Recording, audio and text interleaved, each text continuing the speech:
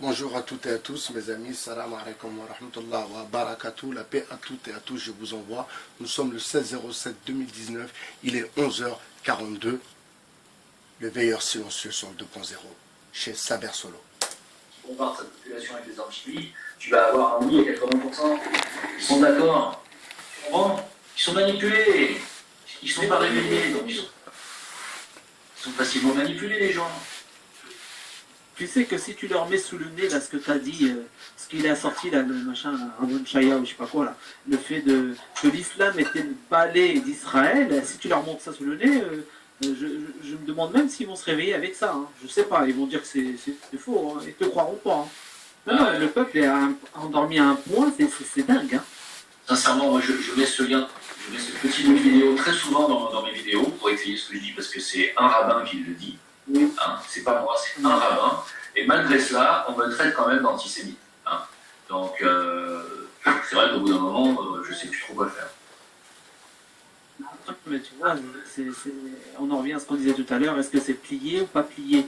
Et là, on en vient à ce qu'on souhaitait, à savoir votre discussion à toi et Jonathan, avec Alixator s'il a envie d'intervenir. En attendant, j'envoie le lien à Kevin. Je vous laisse les gars échanger. Je suis un PC qui est une plombe à charger, donc je vous laisse la parole les amis. Allez-y. Ouais, alors attends, il y a Salomon qui dit sur le chat qu'un sondage Facebook tourne et que les gens sont majoritairement anti-guerre à 90%. Moi je veux bien. Anti-guerre à 90%, je veux bien. Mais si tu leur dis qu'il faut aller dézinguer aujourd'hui des Daesh, ils vont être pas à 90% contre, ils vont être à 90% pour. Or, aujourd'hui, on est en train de faire l'apologie d'un régime Assad qui s'amuserait à balancer des armes chimiques sur son propre peuple, ce qui bien entendu est un mensonge, mais les gens ils y croient. Et les gens ils sont prêts à encourager un désengage en bonne et due forme du régime syrien. Parce qu'on leur fait croire qu'ils balancent vraiment des armes chimiques sur la tête des gens, ce qui est absolument faux. Qui est faux? Il n'y a pas de preuve, il n'y a rien. Et sûr que c'est faux.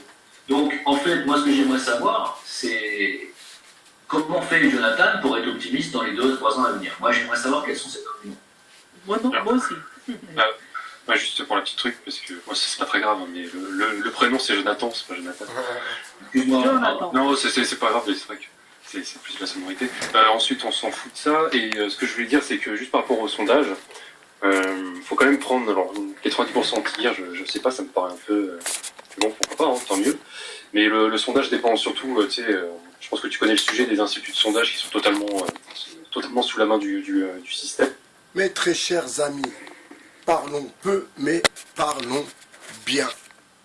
Alors, pour revenir sur la situation en Syrie, à ne pas oublier que Bachar al-Assad a été élu avec 62% des voix. Que Madame Carla Del Ponte, donc qui était envoyée par l'ONU, a démissionné, a déposé sa démission parce qu'elle ne voulait pas collaborer avec un mensonge d'État. Souvenez-vous de Colin Powell à l'ONU avec ses 2 fioles d'anthrax. Quel narvalo celui-là aussi. Enfin, bref, revenons à M. Bachar al-Assad, que Dieu lui donne longue vie. Alors, son père lui-même a déjà subi l'affront, a déjà subi l'attaque du sionisme des Israéliens qui ont vraiment très très peur de la Syrie. Mais il n'y a pas que eux qui ont peur de la Syrie. Surtout le plateau du Golan qui intéresse ces Israéliens. Vous comprenez? Car sous le plateau du Golan, il y a aussi, sous les nappes phréatiques, du pétrole, mes amis. Ça serait que ça serait simple. Mais, ma foi, c'est vrai. Ils veulent nous faire accepter cette attaque vers ce pays qui, dans le fond, nous a rien fait. Donc, pourquoi aller rentrer dans l'embrouille du président syrien, astaghfirullah, tout simplement parce que ce sont des musulmans. Et la question que je me pose, c'est, mais que fait fait le Liban? Pourquoi le Liban reste-t-il neutre? Pourquoi le Liban aussi ne fait pas savoir, plutôt, oui, savoir sa position concernant cette prise de pays? Car dans le fond, ce qui est en train de se passer est, oui, et du néocolonialisme, mes amis. Ils veulent tous s'allier pour renverser la Syrie, pour rendre service à cette communauté qui se pense toute puissante, mais qui est loin, loin, loin, très très loin d'être toute puissante. Car le tout-puissant, c'est le créateur de la création, mes amis. Donc, vous voyez, hier, j'écoutais une vidéo et je me posais la question. Je me disais, mais c'est vrai, depuis combien de temps on essaye de prendre la Syrie?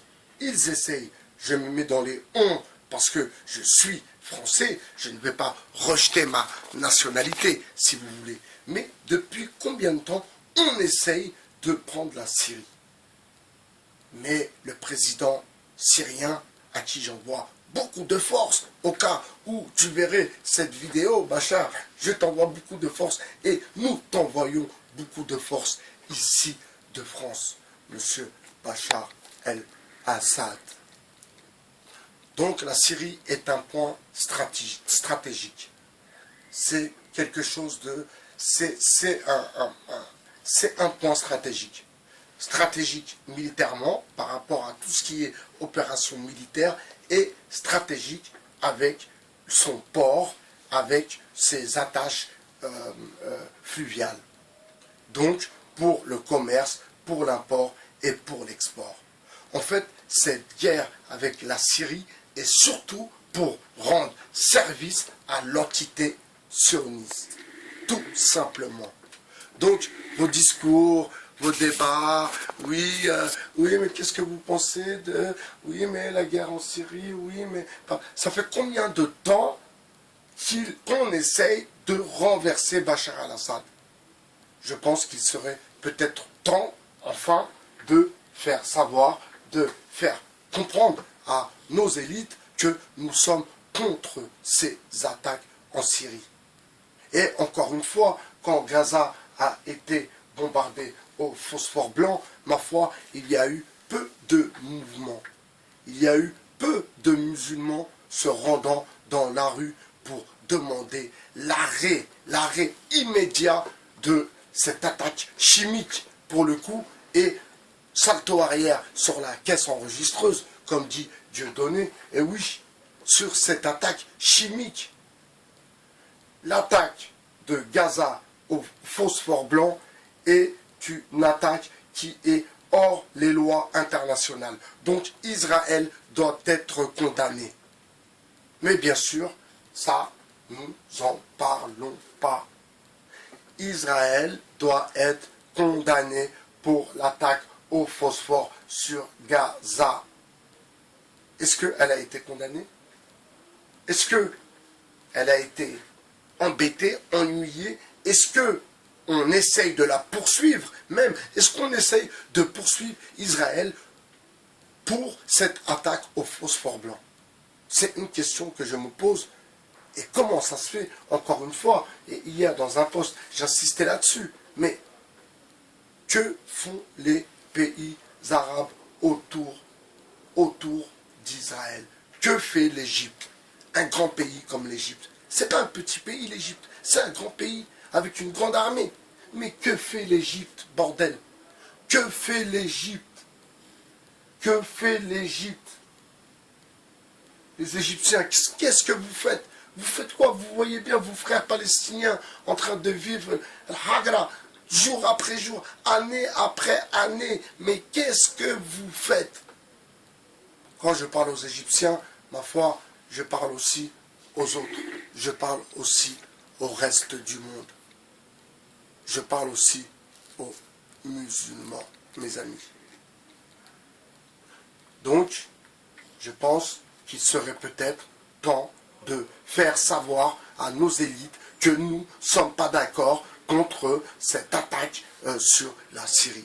Je pense qu'il serait peut-être temps de le faire savoir. Comme les gilets jaunes font savoir que 40 centimes en plus de gasoil, eh bien, ça les ennuie. Posez-vous les bonnes questions, mes amis. C'était votre philosophe sur le 2.0. Je vous souhaite une très bonne journée. À bientôt, mes amis. Au revoir. Ciao.